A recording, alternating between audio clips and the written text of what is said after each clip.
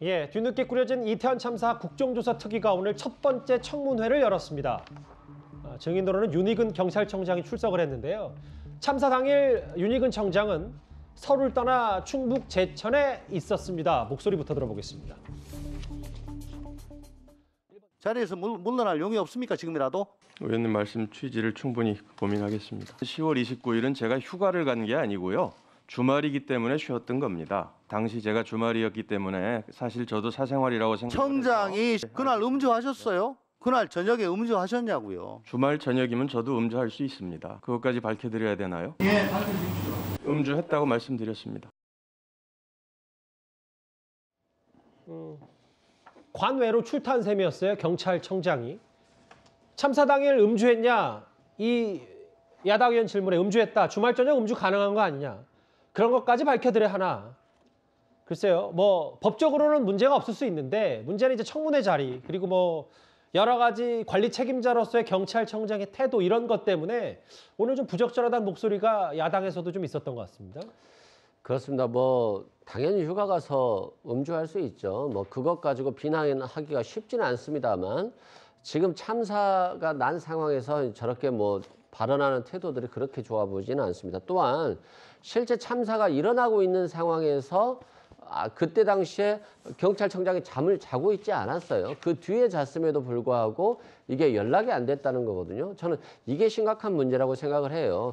분명히 12구 참사 같은 엄청난 사고가 발생했는데 경찰청장과 통화가 안 되는 거예요. 그다음에 또 서울청장과 통화가 안 되고 이런 문제가 굉장히 심각하고 재난안전 시스템이 있어야 하잖아요. 경찰청장도 당연히 자신의 사생활이 있고 자신의 삶이 있기 때문에 당연히 그런 권리는 주어져야 되지만 국가적인 위기 상황이 발생했을 때 신속히 통보가 되고 대응 조치를 내릴 수 있는 지시 시스템이 돼야 되는데 이런 것이 없었다는 것이 이번 12구 참사에서 밝혀졌다고 하는 것이 참담한 상황이고 예. 그래서 아니 뭐 휴가 갔는데 무슨 일이야 라고 대응하는 것들은 굉장히 잘못됐다는 말씀 드리고요. 재난안전 시스템이 갖춰져 있다고 하는데 이런 것들이 제대로 작동하고 보고체계가 제대로 작동해서 경찰관 내에서도 또는 행안부 내에서도 고위직에 대해서 전화하는 것에 대해서 또는 비상 상황을 통보하는 것에 대해서 좀 너무 경직된 조직 문화가 있지 않나 싶어요. 이런 문화도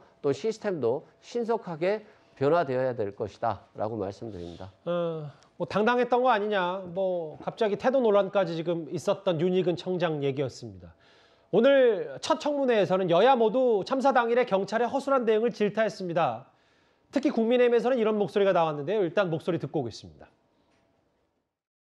그 이태원 사태에 대해서 몇 시에 연락을 처음 받으셨어요? 제가 무전을 통해서 직접 들은 게 23시경입니다. 밤 10시 35분에 무전에 최초 등장하는데 예. 그때는 그러면 참사인지를 몰랐다. 어떠한 지시했습니까? 이태원 직원이 지원 요청한 지점에 형사나 교통 등 현장에 있는 가용 경력을 다 일단 보내봐라.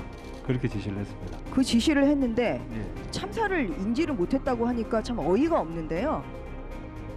증인, 진상규명을 위해서는 위증해서는 안 되겠죠? 예, 당연합니다. 증인, 네. 계속해서 지금 상황을 알게 된 시점을 11시라고 증언을 하고 있는데요. 이거 자체가 위증이에요. 당시 차 안에 있던 오후 10시 32분경에 용산서 112 상황실장과 통화를 했어요. 그렇죠? 예, 맞습니다. 그러면 11시 이전에 알고 있었다는 이야기가 되지 않습니까?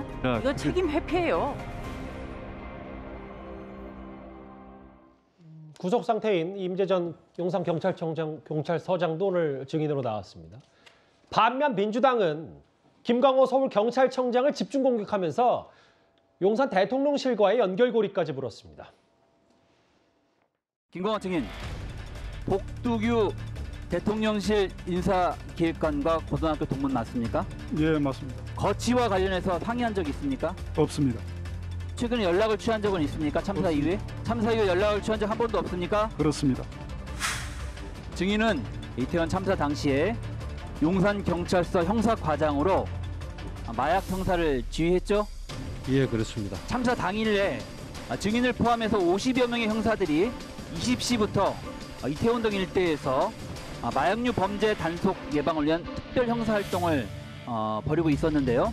당일 주된 업무가 무엇이었습니까? 마약류 범죄 단속과 예방 아니었습니까?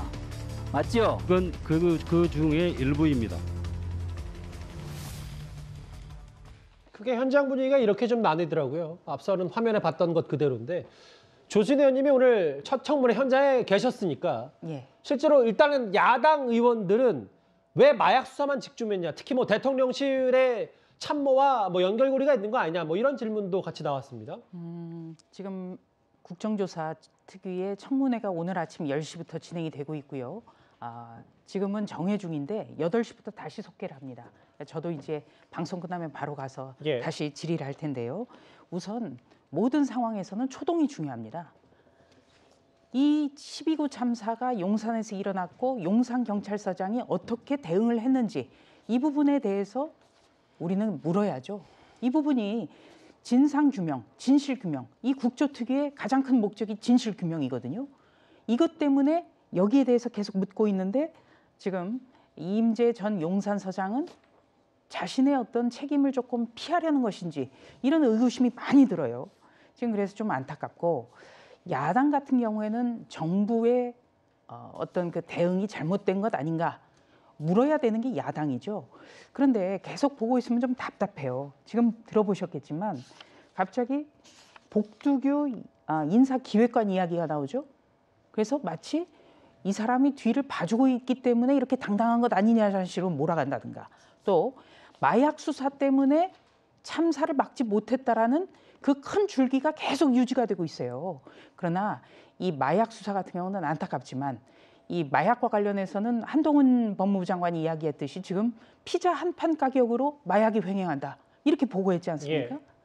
그리고 이 큰 축제이기 때문에 그럴 가능성에 대비해서 강력계 형사계 형사가 사복을 입고 나간 거예요. 그리고 이 경비부대는 정복을 입고 나가죠. 그래서 참 안타까운 현실입니다만 이 형사와 그리고 이 경비를 서는 정복을 입은 경찰은 구분을 좀 해야 된다.